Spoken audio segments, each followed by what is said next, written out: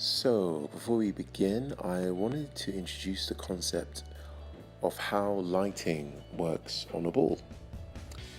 With a ball, the surface is so smooth, the contours are so rounded that when light casts itself on a ball, you can get a real good idea of how shading can be done. Imagine it's a bit like a face, really, but with this, it just simplifies it so you can see how light and shade work in one. And something that's important to remember when shading is there's different types of ways in which you can apply pressure with the pencil. So I have two types.